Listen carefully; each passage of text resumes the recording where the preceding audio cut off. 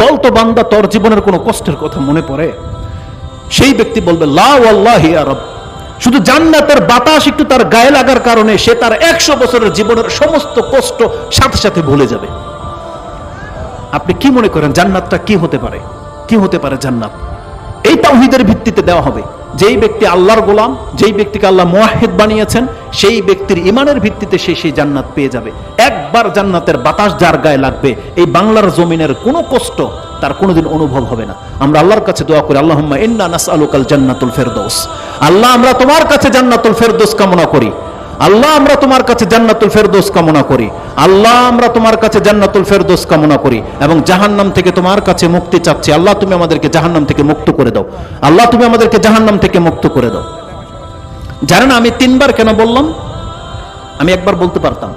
আরেকটা হাদিস, চ্যানেলটি সাবস্ক্রাইব করে আমাদের সঙ্গেই থাকুন।